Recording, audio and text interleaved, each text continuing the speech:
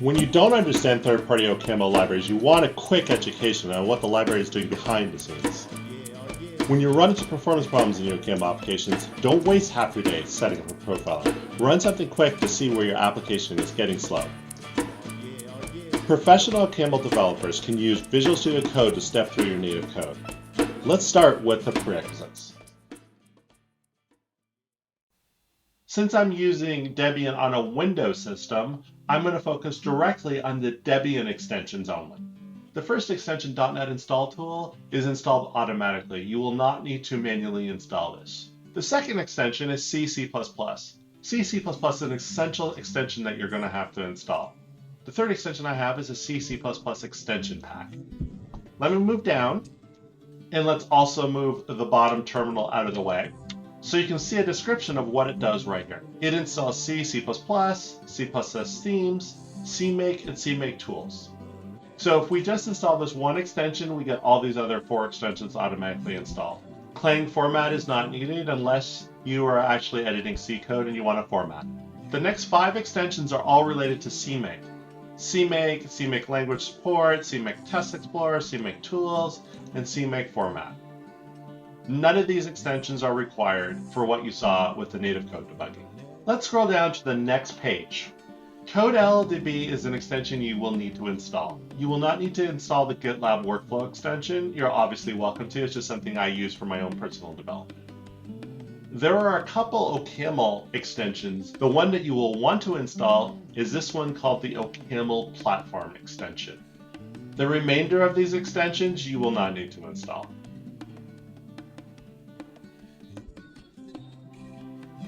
So let's drill down and look at the OCaml compiler's configuration log. And I'll move back down. The OCaml compiler captures your configuration that you specified on the command line. I'm using Linux. I see a lot more though in terms of the environment variables that I use during the compilation down near the bottom of the configuration log. So let's go down to the bottom and then scroll up a few pages so we can actually see all of the environment variables that were available during compilation. The C compiler that we're using on Linux is available in this CC environment variable. Typically, the OCaml's configure script will automatically detect your C compiler. This technique that you saw me use for native code debugging will also work with the Clang, CLANG compiler that is available on the macOS. One place, as of today, where you will not be able to use this native code debugging is the Microsoft Visual Studio compiler, MSVC.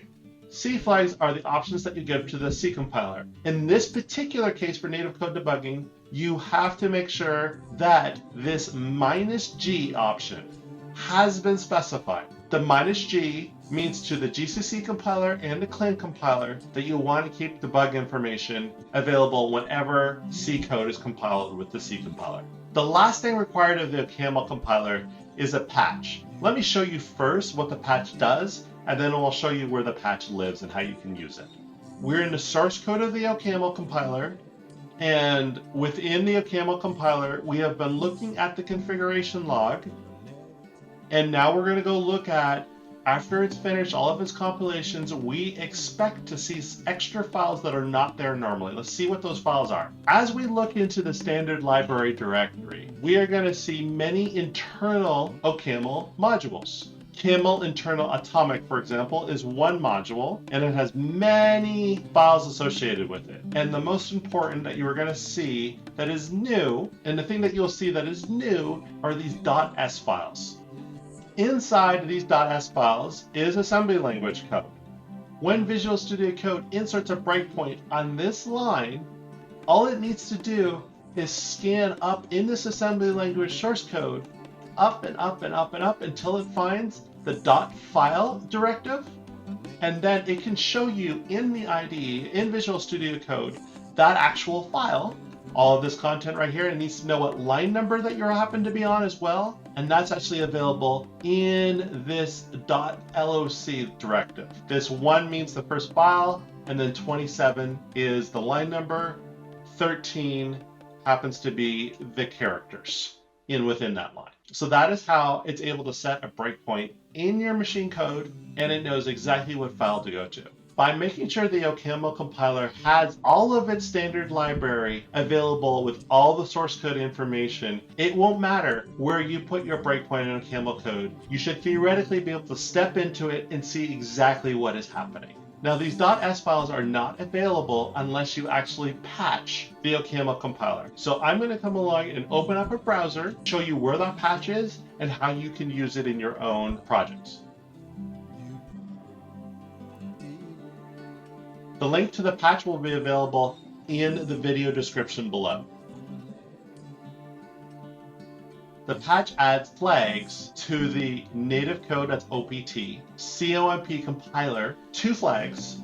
One is -d startup and the other one is -s. Now, how do you get this patch into your OCaml compiler? You can apply the patch directly to your source code, or you can use this compiler project itself. It's called DKML compiler. And inside it has a make file. All you need to do is git clone the project and then type make install. And it'll go create an OPAM local switch in that project directory that has that patch applied. If you want to use a global OPAM switch, I suggest that you edit this make file and change this one line right here to use your global OPAM switch options.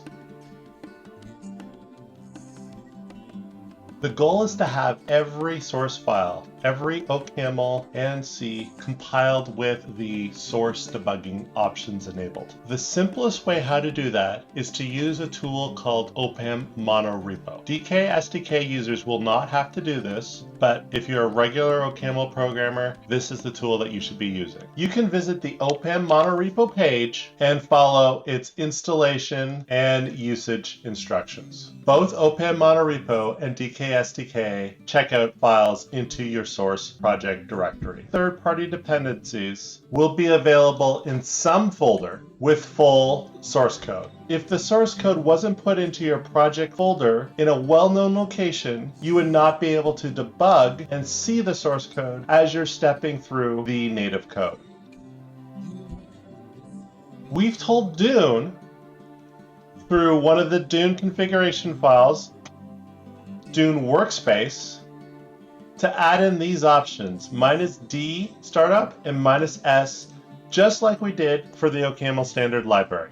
One other thing that we have done, we have used our main Dune files, put them with a special mode, this native object exe mode. The exe is the normal thing, you create executables, but this native object tells Dune that you want to actually create static archives. The static archives are linked with our C code to make a standalone executable file. Most IDEs support launching C code, and as long as you have Dune creating the static archive, we have our own main.c file that calls OCaml. We can have our IDE compile this, build this, and run it, and get the best of both worlds, C and OCaml.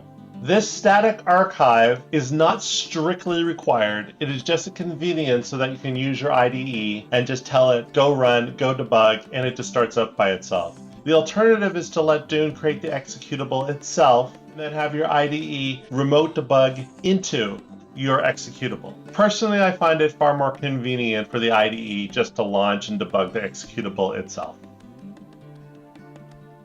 Finally, you're going to have to tell your IDE where your source code is. If you're using your IDE to launch a C executable, like I am, and you've seen in this demo, your C-based IDE, or for Visual Studio Code, the C++ extension, will know nothing about where the Dune build directory is in relation to the Dune source directory. In the VS Code launch.json properties file, which you can create if it doesn't exist, you'll have the ability to add different configurations. C++ for GDB and C++ for LDB. I would suggest you just keep it with LDB, and in this example, I have both of them enabled. GDB first, and then LDB. It generated all this boilerplate for me. What I needed to change was this one option here called source map. The source map is where you tell the relationship between where your Dune executables and object files have been placed and where your source code is. You can put breakpoints in your source code and launch your executables in your binary directory, and you will get a seamless experience.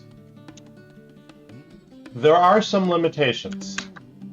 If we look inside the build folder, at the moment, we see these .s files. However, Dune, when it builds, will erase any files that it doesn't know about. All the .s files have now disappeared. So what you'll have to do is make sure you clean your build directory, Dune clean, and then do Dune build so it can generate all those .s files, and then do not run Dune build again before you start your debug session.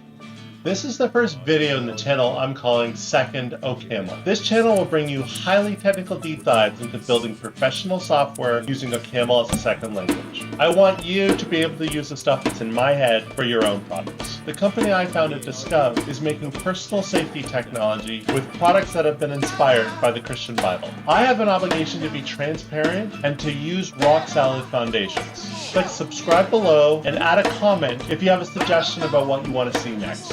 And if that is not enough, towards the end of some videos, you're going to see how to get some free commercial subscriptions for yourself, like right now in this video. If you're a developer and you'd like to take some of the stuff that you learned today and package it up into an easy-to-use form for beginners, I'll give you and either your colleague or a co-maintainer. It's been an honor to produce this video for you. Until next time.